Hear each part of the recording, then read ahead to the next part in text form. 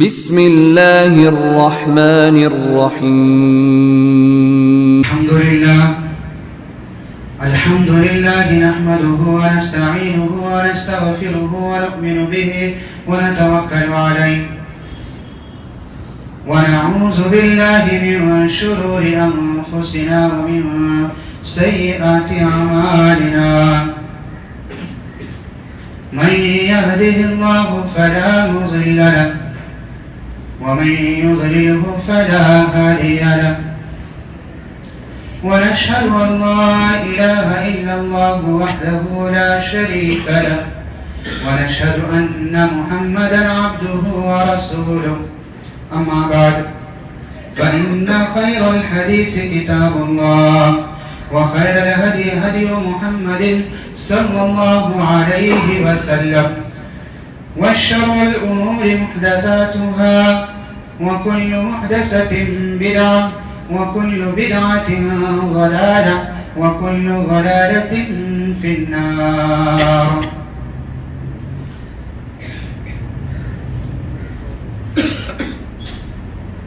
رب زدني علما رب اشرح لي صدري ويسر لي أمري واحلل عقدة من لساني يفقهوا قولي.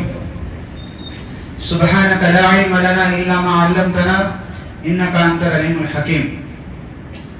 قال تبارك وتعالى في القرآن المجيد والفرقان الحميد لو أنزلنا هذا القرآن على جبل لرأيته خاشعا متصدعا من خشية الله.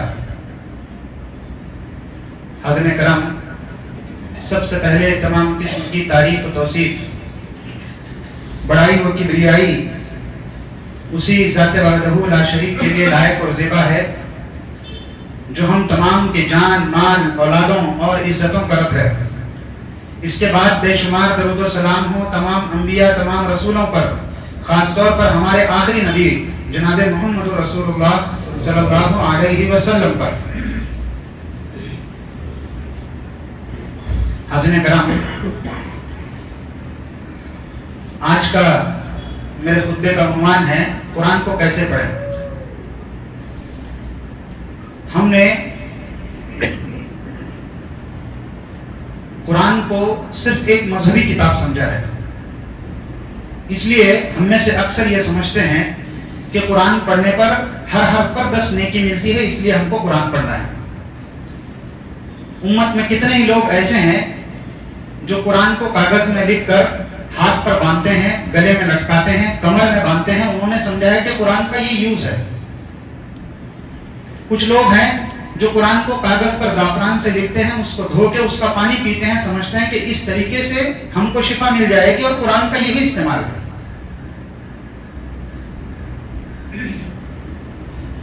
کچھ لوگ تو قرآن کو محض اس لیے بھی پڑھتے ہیں کہ ابھی ہم خالی بیٹھے ہیں تو ہم تلاوت کر لیں.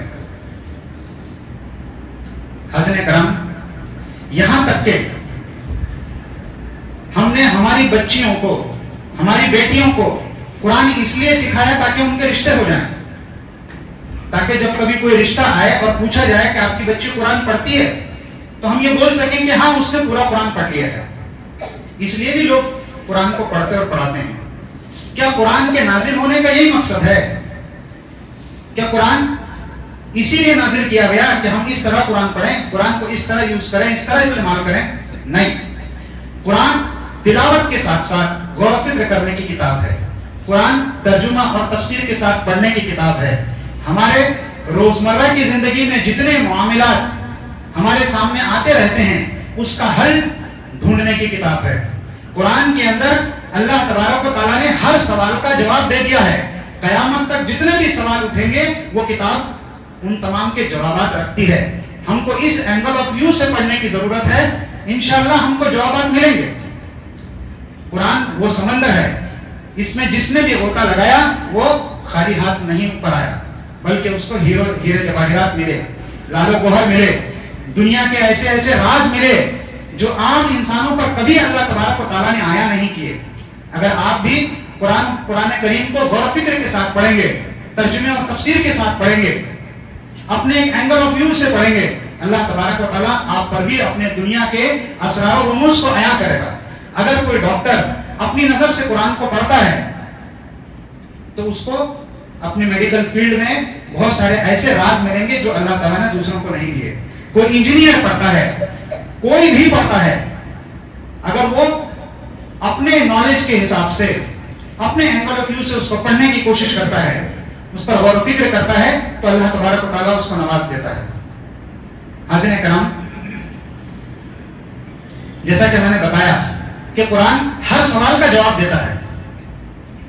آج کا خطبہ چونکہ بہت مختصر ہے, لیکن میں اس میں اپنی بات رکھنے کی کوشش کروں گا اور اپنا پیغام آپ تک پہنچانے کی کوشش کروں گا.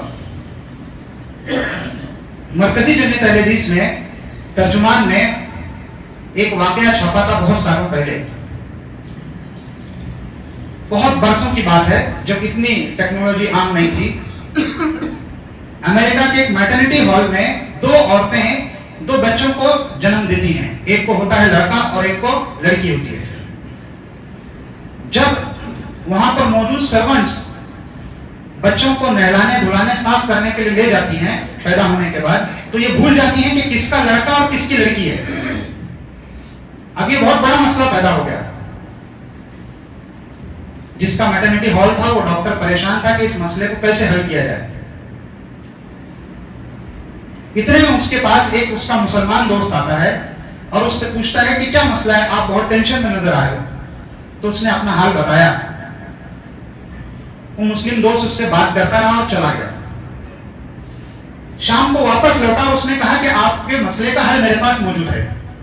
ڈاکٹر نے کہا کہ آپ تو نان میڈیکل بیک گراؤنڈ سے ہیں, آپ کو کیسے پتا ہے اس مسئلے کا حل. کہا کہ ایک کام کرو, ان دونوں کے عورتوں کے دودھ کو لے کر لیب کو بھیج دو. جس کے دودھ میں نیوٹریشنل ویلیو زیادہ ہوگی, یعنی کہ دودھ میں کیا ہوتا ہے, فیٹ ہوتا ہے, پروٹین ہوتا ہے, کیلشیم ہوتا ہے, تو جس کے دودھ میں نیوٹریشنل ویلیو زیادہ ہوگی اس کا لڑکا ہے, اور جس کی کم ہوگی اس کی لڑکی ہے. ڈاکٹر نے سوچا کہ میرے پاس تو کوئی چارہ نہیں. اس نے ایسا ہی کیا. جب رپورٹس آئی تو وہ حیران رہ گیا. حقیقت میں ایک دودھ کی نیوٹریشنل ویلیو زیادہ تھی اور ایک کی کم تھی, اور اسی کے حساب سے اس نے بچے لوٹا دیے اور مائیں بھی مطمئن ہو گئی. اور حقیقت میں ماں کی ممتا ایسی ہوتی ہے کہ وہ اپنے ہی بچے کو گلے لگا کر سکون پاتی ہے. کوئی اور بچہ اس کے ہاتھ میں آپ نہیں تھما سکتے. جب مسئلہ حل ہوا تو ڈاکٹر سیدھا اپنے مسلمان دوست کے پاس, اور اس نے پوچھا کہ آپ کو اس مسئلے کا حل کیسے پتا. تو اس نے کہا کہ ہمارے استاد نے بتایا. کہا کہ چلو تمہارے استاد کے پاس. گئے اور ان سے پوچھا کہ آپ نے اس مسئلے کا حل بتایا, کیسے بتایا, کیا آپ ڈاکٹر ہیں, آپ کا کوئی میڈیکل بیک گراؤنڈ ہے. تو انہوں نے کہا کہ نہیں, یہ تو ہمارے قرآن میں لکھا ہے. سورہ نساء میں اللہ تبارک و تعالیٰ فرماتا ہے کہ للذکر مثل حظ الانثیین, ایک لڑکے کے لیے اتنا ہوتا ہے جتنا دو لڑکیوں کے لیے ہوتا ہے. ڈاکٹر حیران رہ گیا. اس نے کہا کہ قرآن میں یہ بات لکھی ہے. کہا کہ ہاں قرآن میں یہ بات لکھی ہے. اصل میں وہ آیت وراثت کی تقسیم کے بارے میں ہے کہ جب ماں باپ کی وراثت تقسیم ہوگی تو اولاد میں لڑکی کو اگر 50 پیسے ملتے ہیں تو لڑکے کو 1 روپیہ ملتا ہے. یعنی کہ 2 لڑکیوں کو جتنا ملتا ہے اتنا ایک لڑکے کو ملتا ہے. اللہ تبارک و تعالیٰ نے مولوی صاحب کے اوپر دنیا کا یہ راز عیاں کیا تھا. وہ قرآن کو پڑھتے تھے غور و فکر کے ساتھ, اس لیے انہوں نے جواب پایا. حضرت کرام, قرآن قیامت تک آنے والے ہر سوال کا جواب رکھتا ہے, یہ بات یاد رکھیے. بس اس کو تلاوت کرنے کے اور پڑھنے کی ضرورت ہے, غور و فکر کے ساتھ, ترجمے اور تفسیر کے ساتھ. ایسے ایک مول صاحب تقریر کر رہے تھے اور لوگ کیا سمجھتے ہیں کہ مول صاحب تو ممبر سے کچھ بھی بول دیتے ہیں, ان کا کیا ہے. تو ایک آدمی نے ان سے سوال کر لیا کہ کیا قرآن میں ہر سوال کا جواب موجود ہے. مول صاحب نے کہا کہ ہاں ہر سوال کا جواب موجود ہے. تو کہا کہ بتاؤ آج مارکیٹ میں پیاز کا کیا بھاؤ ہے. مول صاحب نے فون لگایا مارکیٹ میں, پوچھا پیاز, بولے 5 روپے کلو چل رہی ہے. انہوں نے جواب دے دیا. اس آدمی نے کہا کہ ابھی تو آپ کہہ رہے تھے کہ قرآن میں ہر سوال کا جواب ہے, آپ نے تو مارکیٹ میں فون لگا کے پوچھا تب مجھے بتایا. مول صاحب نے کہا کہ قرآن میں تو لکھا ہے فاسألوا اہل الذکر ان کنتم لا تعلمون, اگر تم کو نہیں معلوم ہے تو ان سے پوچھو جن کو معلوم ہے. تو قرآن میں ہر سوال کا جواب موجود ہے, لیکن ہم نے کبھی قرآن کو غور سے پڑھا ہی نہیں.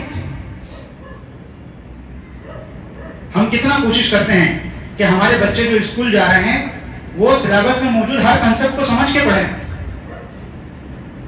بڑے ہو کر ان کے اندر کوئی صلاحیت ہو, کوئی اسکل ہو. لیکن کیا ہم نے کبھی یہ سوچا کہ قرآن کو غور سے پڑھیں, قرآن کو سمجھ کے پڑھیں؟ ہم میں سے کتنے لوگ ہیں جو قرآن کو غور سے سمجھ کے پڑھتے ہیں؟ بتائیے کتنے لوگ ہیں؟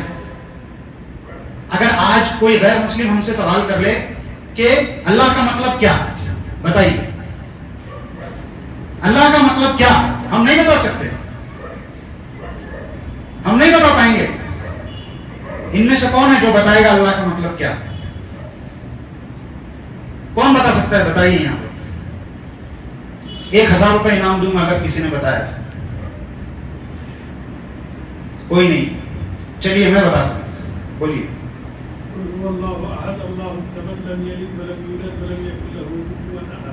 ماشاء اللہ, بالکل صحیح کہا. آپ کا کیا نام ہے؟ بلال. بلال بھائی, نماز کے بعد آپ انعام اپنا لیتے جائیے. یہ 4 آیتوں کے اندر اللہ تبارک و تعالیٰ نے بتا دیا ہے کہ اللہ کا مطلب کیا. اللہ ایک ہے, اس کو کسی کی ضرورت نہیں, سب کو اس کی ضرورت ہے. اس سے کوئی پیدا نہیں ہوا, وہ کسی سے پیدا نہیں ہوا, اس کے جیسا کوئی بھی نہیں ہے. کسی سے بھی کہنا کہ یہ 4 چیزیں جس ہستی میں ہوں گی وہی اللہ ہے. اور آج تک دنیا میں اللہ کے علاوہ جتنی چیزیں پوجی گئی ان میں سے کسی کے اندر یہ 4 باتیں ایک ساتھ نہیں تھی, یاد رکھیے. اور ہم میں سے کتنے لوگوں نے قرآن کو اس طریقے سے پڑھا ہے؟ بولیے. قرآن میں ہر سوال کا جواب موجود ہے. حضرت کرام, ہمارے اسلاف قرآن کو کیسا پڑھتے تھے؟ کیا آپ جانتے ہیں؟ امام بخاری رحمہ اللہ علیہ ایک مرتبہ نماز پڑھ رہے تھے. ایک آدمی مسجد میں بیٹھا ہوا, نماز ختم ہوئی, جا کے اپنا دامن اٹھا کے دکھایا تو بچھو کاٹ رہا. اس نے کہا کہ آپ نے نماز کیوں نہیں توڑ دی؟ امام بخاری کہتے ہیں کہ میں ایک ایسی سورت کی تلاوت کر رہا تھا جو مجھے بہت پسند ہے. میں نہیں چاہتا کہ اس سورت کو آدھی چھوڑ کر میں نماز توڑ دوں. دیکھیے, قرآن پڑھتے تو اتنا منہمک ہو جاتے تھے, اتنا ڈوب جاتے تھے اس کے اندر. آج میری گزارش ہے تمام لوگوں سے, خاص طور پر نوجوانوں سے جو یوٹیوب پر ریل بنا بنا کر ڈال رہے ہیں گانوں کی, کیسی کیسی ایکٹنگ کرتے ہیں, ڈانس کرتے ہیں. میں آپ سے کہوں گا کہ قرآن کو پڑھو, قرآن میں سے ایسے راز نکالو جس سے دنیا کو فائدہ ہوتا, اس کی ریل بناؤ, اس کے شارٹس بناؤ, اس کے ویڈیوز بناؤ. قرآن کو خوبصورت آواز میں پڑھو, اس کے ویڈیوز بناؤ. حاضرین کرام, میرے پاس صرف 5 منٹ بچے ہیں. میں ایک شخصیت پر مختصر سی روشنی ڈال کے اپنی بات کو ختم کروں گا. ایک نوجوان لڑکا رسول اللہ صلی اللہ علیہ وسلم کے زمانے میں بکریاں چرانے کے لیے مکہ سے باہر جاتا تھا. مکہ میں کیا چل رہا ہے اس کو کچھ نہیں پتا ہے. آپ صلی اللہ علیہ وسلم نے نبوت کا دعویٰ کیا ہے, لوگ آپ صلی اللہ علیہ وسلم کو اور صحابہ کو پریشان کر رہے ہیں, ستا رہے ہیں. یہ بات بھی اس کو نہیں پتا. وہ صبح نکلتا ہے, شام میں سٹی میں آتا ہے. ایک مرتبہ دوپہر کی چلچلاتی دھوپ میں وہ بکریاں چرا رہا ہے. 2 بزرگ اشخاص اس کی طرف پیاسے ہونٹوں سے چلتے چلے آ رہے ہیں. ان میں سے کہتے ہیں کہ اگر آپ کی اجازت ہو تو ان بکریوں کا دودھ دوہ کر ہم پی لیں. تو اس نوجوان نے کہا کہ نہیں, یہ میرے سردار کی بکریاں, میں صرف چراتا ہوں, میں امانت میں خیانت نہیں کر سکتا. دونوں نے ایک دوسرے کی طرف دیکھا, ان کے چہرے خوشی سے تمام اٹھے کہ یہ نوجوان کتنا ایماندار ہے. حاضرین کرام, پھر اس میں سے ایک نے کہا کہ آپ کوئی ایسی بکری بتائیں جس سے دودھ نہیں نکل سکتا. تو اس نوجوان نے کہا کہ یہ چھوٹی سی بکری دیکھی, یہ ابھی دودھ نہیں دے سکتی. وہ نیچے بیٹھے, بکری کے تھن کو پکڑا, کچھ پڑھتے رہے, اتنے میں بکری کے تھن میں دودھ بھر آیا. یہ نوجوان کہتے ہیں کہ ہم تینوں نے پیا. اس کے بعد انہوں نے کہا کہ سکڑ جاؤ, تو اس کا تھن سکڑ گیا. وہ دونوں وہاں سے نکلنے لگے تو وہ نوجوان ان کے پیچھے پیچھے چل رہا تھا, کہہ رہا تھا کہ یہ کلام آپ مجھے بھی سکھا دیں جس کی برکت سے ابھی آپ نے دودھ پیا ہے. جانتے ہیں وہ کون تھے؟ وہ 2 بزرگ اشخاص اللہ کے نبی صلی اللہ علیہ وسلم اور حضرت ابوبکر رضی اللہ عنہ تھے. یہ نوجوان لڑکا ایمان لاتا ہے اور رسول اللہ صلی اللہ علیہ وسلم کے ساتھ سائے کی طرح رہتا ہے. آپ صلی اللہ علیہ وسلم باہر نکلنے کے لیے اٹھتے تو جوتیاں سیدھی کر کے قدموں میں رکھ دیتا. آپ صلی اللہ علیہ وسلم کہیں سے آتے, اپنے ہاتھوں سے آپ صلی اللہ علیہ وسلم کی جوتیاں نکالتا. آپ کے لیے ہمیشہ آپ کا ڈنڈا اور مسواک تیار رکھتا. اتنی قربت تھی, لوگ کہنے لگے کہ یہ شخص بالکل رسول اللہ صلی اللہ علیہ وسلم کی طرح عادتیں رکھتا ہے. اتنا کاپی کرتے تھے. آپ صلی اللہ علیہ وسلم کے ساتھ رہ کر قرآن کے علم کو سیکھا, اتنا سیکھا کہ حضرت عمر رضی اللہ عنہ کے دور میں ایک آدمی آ کر حضرت عمر رضی اللہ عنہ سے شکایت کرتا ہے کہ کوفہ کے اندر ایک آدمی آیا ہے جو کہتا ہے کہ میں اپنے حافظے کی بنیاد پر قرآن کہتا ہوں تم لکھو, یعنی کہ مجھے قرآن یاد ہے, میں بولتا ہوں تم لکھو. حضرت عمر رضی اللہ عنہ کو بہت غصہ آیا, اتنے غصے میں کبھی دیکھا نہیں گیا تھا. حضرت عمر رضی اللہ عنہ نے پوچھا کہ کون آدمی ہے, تو بتایا گیا کہ وہ عبداللہ بن مسعود رضی اللہ عنہ ہے. حضرت عمر رضی اللہ عنہ کا غصہ ٹھنڈا ہو گیا. وہ کہنے لگے کہ آج کے وقت میں مجھے نہیں پتا کہ حضرت عبداللہ بن مسعود رضی اللہ عنہ جیسا بھی قرآن کا کوئی علم رکھتا ہو. یعنی کہ قرآن کے علم رکھنے میں حضرت عبداللہ بن مسعود رضی اللہ عنہ صحابہ میں بھی ممتاز تھے. اور یہ وہی نوجوان ہیں جو رسول اللہ صلی اللہ علیہ وسلم کے پیچھے آیا, اپنی بکریاں چھوڑ کر ایمان لایا اور قرآن کا علم سیکھا. ایک مرتبہ حضرت ابو بکر رضی اللہ عنہ, اللہ کے نبی صلی اللہ علیہ وسلم اور حضرت عمر رضی اللہ عنہ رات میں بیٹھ کر باتیں کر رہے تھے. اتنے میں آپ صلی اللہ علیہ وسلم مجلس میں سے بغیر کچھ بولے ہوئے نکل چلتے ہیں. یہ دونوں ان کے پیچھے پیچھے چلتے ہیں کہ آپ صلی اللہ علیہ وسلم بغیر بولے ہوئے کہاں نکلے چلے جا رہے ہیں. جب دیکھا تو آپ صلی اللہ علیہ وسلم مسجد میں گئے. ایک آدمی رات کے اندھیرے میں قرآن پڑھ رہا ہے. آپ صلی اللہ علیہ وسلم نے غور سے سنا, اور جب وہ دعا کرنے لگے تو ان کی دعا پر آمین کہہ رہے تھے. پھر حضرت عمر رضی اللہ عنہ اور حضرت ابوبکر رضی اللہ عنہ کی طرف مڑے اور کہا کہ جو شخص چاہتا ہے کہ قرآن کو اس لہجے میں پڑھے جس لہجے میں قرآن نازل ہوا, تو وہ عبداللہ بن مسعود رضی اللہ عنہ کا انداز اپنا ہے. یہ عبداللہ بن مسعود رضی اللہ عنہ تھے کہ قرآن کو اس لہجے میں پڑھتے تھے جیسے وہ نازل ہوا. حاضرین کرام, اب بتائیے ہم میں سے کتنے لوگ شوق رکھتے ہیں قرآن کو پڑھنے کا, قرآن کی قرأت سیکھنے کا, تجوید کا. ہم کو چاہیے کہ ہم اس بارے میں ہر گلی میں, ہر مسجد کے اندر مسابقے رکھیں, کمپٹیشن رکھیں بچوں میں, بڑوں میں, کہ کون قرآن کو بہترین آواز میں پڑھتا ہے. حاضرین کرام, ایک آخری بات کہہ کے اپنی بات کو ختم کروں گا. ایک مرتبہ حضرت عمر رضی اللہ عنہ ایک قافلہ لے کر جا رہے تھے. سامنے سے ایک قافلہ آیا. حضرت عمر رضی اللہ عنہ نے کہا کہ جاؤ پوچھ کے آؤ کہ کہاں سے آ رہے ہیں. گئے, پوچھے کہ کہاں سے آ رہے ہیں, تو جواب آیا فج عمیق سے آ رہے ہیں, یعنی کہ بہت دور دراز جگہ سے آ رہے ہیں. حضرت عمر رضی اللہ عنہ کو بہت انٹرسٹ آیا کیونکہ فج عمیق یہ لفظ قرآن میں موجود ہے. حضرت عمر رضی اللہ عنہ بھی حافظ قرآن تھے. انہوں نے کہا کہ جاؤ پوچھ کے آؤ کہاں جانے کا ارادہ ہے. گئے پوچھنے تو جواب آیا کہ بیت عتیق کو جا رہے ہیں. اللہ تبارک و تعالیٰ نے کعبے کو بیت عتیق کہا ہے قرآن. حضرت عمر رضی اللہ عنہ کو اور انٹرسٹ آیا. انہوں نے کہا کہ جاؤ ایک اور سوال پوچھ کے آؤ کہ قرآن مجید کی سب سے بڑی آیت کون سی ہے. جواب آیا آیت الکرسی. حضرت عمر رضی اللہ عنہ کو بہت خوشی ہوئی. انہوں نے کہا کہ جاؤ ایک اور سوال پوچھ کے آؤ. گئے قافلے میں ایک اور سوال پوچھا. کہا کہ خلیفۃ المسلمین پوچھ رہے ہیں کہ قرآن کی سب سے محکم آیت کون سی ہے جس کے اندر اللہ تبارک و تعالیٰ نے زبردست حکم دیا ہے. تو جواب آتا ہے سورہ نحل کی آیت نمبر 90, ان اللہ یأمر بالعدل والاحسان وایتاء ذی القربى. اللہ تبارک و تعالیٰ تمہیں عدل کرنے کا حکم دیتا ہے, احسان کرنے کا حکم دیتا ہے, رشتہ داروں کی مدد کرنے کا حکم دیتا ہے. یہ اللہ تعالیٰ کا ایک زبردست حکم ہے. حقیقت میں اس آیت کی تفسیر کے لیے 5-10 خطبے دینا پڑے گا. ایک اہم بات اس آیت کی بتا دیتا ہوں. اللہ تبارک و تعالیٰ نے کہا کہ اس میں اللہ تبارک و تعالیٰ عدل کا حکم دیتا ہے. آج دنیا میں جتنے بھی فساد ہو رہے ہیں, جتنے بھی بگاڑ ہو رہے ہیں, جتنے بھی دنگے ہو رہے ہیں, جتنی بھی بغاوت ہو رہی ہے, چاہے وہ گھر کے اندر ہو, خاندان کے اندر ہو, محلے میں ہو, چاہے کسی ملک میں ہو, کسی قوم میں ہو, وہ صرف اس لیے ہو رہی ہے کہ ناانصافیاں ہو رہی ہیں. جس کے ساتھ عدل نہیں ہوتا وہ اپنی آواز اٹھا کر کھڑا ہو جاتا ہے اور دنگے فساد شروع ہو جاتے ہیں. جس دن زمین کے اوپر عدل قائم ہو جائے گا, یہ سارے فتنے و فساد, یہ سارے دنگے, یہ سارے جھگڑے ختم ہو جائیں گے. اور اللہ تبارک تعالیٰ نے اس آیت میں وہی حکم دیا ہے کہ اللہ تعالیٰ تم کو عدل کرنے کا حکم دیتا ہے.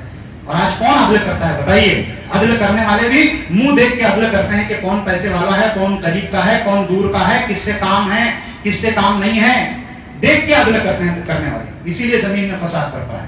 اور اللہ تعالیٰ کا یہ زبردست حکم ہے کہ تم عدل قائم کرو. یہ جواب سننے کے بعد حضرت عمر رضی اللہ عنہ نے کہا کہ جاؤ پوچھ کے آؤ کہ قرآن کی سب سے جامع آیت کون سی ہے. گئے اور پوچھا کہ خلیفۃ المسلمین ایک اور سوال پوچھ رہے ہیں کہ قرآن کی سب سے جامع آیت کون سی ہے؟ تو جواب آیا فَمَن يَعْمَلْ مِثْقَالَ ذَرَّةٍ خَيْرًا يَرَهُ وَمَن يَعْمَلْ مِثْقَالَ ذَرَّةٍ شَرًّا يَرَهُ. جو شخص ذرہ برابر بھی نیکی کرے گا قیامت کے دن اپنے نامہ اعمال میں وہ پائے گا، لکھی بھی ہوگی. اور اگر کوئی شخص ذرہ برابر بھی برائی کرے گا تو نامہ اعمال میں پائے گا، لکھی بھی ہوگی. یعنی کہ جو کچھ بھی ہم کر رہے ہیں، چاہے کتنی بھی چھوٹی نیکی ہو، کتنی بھی چھوٹا گناہ ہو، سب لکھا جا رہا ہے، سب دکھایا جائے گا قیامت کے دن. حضرت عمر رضی اللہ عنہ نے جب یہ جواب سنا تو کہا کہ جاؤ پوچھ کے آؤ کہ قرآن کی سب سے زیادہ خوف دلانے والی کون سی آیت ہے.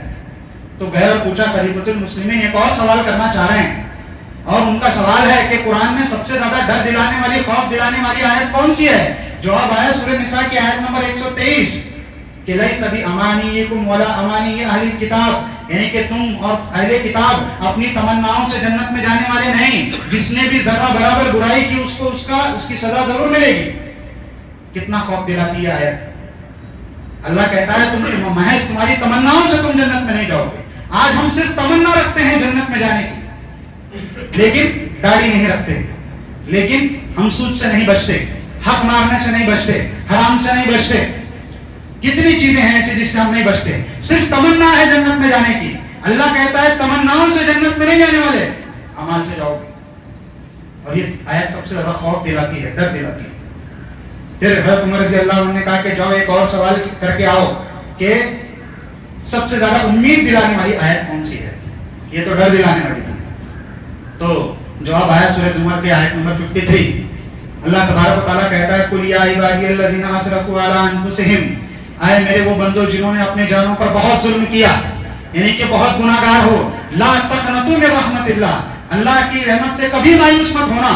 اللہ تبارک و تعالیٰ تمام گناہوں کو مٹا دیتا ہے. تم مغفرت مانگو، تم توبہ کرو، توبۃ النصوحہ کرو، اللہ تبارک و تعالیٰ تمہارے سارے گناہوں کو معاف کر دے گا. قرآن کی آیت بہت امید دلاتی ہے ان لوگوں کو جن کی زندگی زنا میں گزر رہی ہے، جن کی زندگی شراب میں گزر رہی ہے، جن کی زندگی گزر چکی ہے. ان سارے گنہگاروں سے خطاب ہے کہ آپ بھی امید مت چھوڑنا. اللہ تبارک و تعالیٰ کے حضور میں، اللہ کے دربار میں حاضر ہو جاؤ، آنسو کے 2 قطرے بہاؤ، توبۃ النصوحہ کرو، وعدہ کرو کہ دوبارہ یہ گناہ نہیں کروں گا. ان اللہ یغفر الذنوب جميعا، اللہ تبارک و تعالیٰ سارے گناہوں کو معاف کر دے گا. یہ قرآن کی آیت سب سے زیادہ امید دلاتی ہے. اتنے عمدہ جوابات سننے کے بعد حضرت عمر رضی اللہ عنہ نے کہا کہ جاؤ ایک آخری سوال کر کے آؤ. گئے اور قافلے سے آخری سوال کیا. کہا کہ خلیفۃ المسلمین ایک آخری سوال کرنا چاہتے ہیں. قافلے والوں نے کہا کہ پوچھو. کہا کہ اس قافلے میں عبداللہ بن مسعود رضی اللہ عنہ موجود ہے نا؟ جواب آیا کہ ہاں، اس میں عبداللہ بن مسعود رضی اللہ عنہ موجود ہے. تو حاضرین کرام سوچئے عبداللہ بن مسعود رضی اللہ عنہ قرآن کو کیسے پڑھتے تھے، قرآن کو کتنا غور و فکر کے ساتھ پڑھتے تھے. ہمیں بھی ضرورت ہے کہ قرآن کو غور و فکر کے ساتھ، تدبر کے ساتھ پڑھیں، اور پڑھتے ہوئے جو کچھ ہم سمجھ رہے ہیں اپنے عالم دین سے، اپنے امام سے اس کو کنفرم کریں کہ میں اس آیت کا یہ مطلب سمجھ رہا ہوں، میں نے یہ ترجمہ پڑھا ہے، میں نے یہ تفسیر پڑھی ہے. کیونکہ علماء کی رہنمائی کے بغیر آپ گمراہ ہو جائیں گے. امت میں ایسے بھی فرقے ہیں جنہوں نے صرف قرآن کو پکڑ لیا، باقی سب چھوڑ دیا. اس میں سے غلط مطالب وہ سمجھے، شیطان نے ان کو بہکا دیا. اسی لیے اللہ تبارک و تعالیٰ کہتا ہے کہ جب کبھی قرآن پڑھنا شروع کرو تو فاستعذ باللہ، اللہ سے پناہ مانگو، اعوذ باللہ من الشیطان الرجیم پڑھ کے پھر قرآن شروع کرو. اخیر میں اللہ تبارک و تعالیٰ سے دعا ہے کہ اللہ تبارک و تعالیٰ ہم تمام کو قرآن کو معنی و مطالب کے ساتھ، ترجمہ و تفسیر کے ساتھ پڑھنے سمجھنے کی توفیق عطا فرمائے. آمین. وآخر دعوانا الحمدللہ رب العالمین. بارک اللہ عنہ.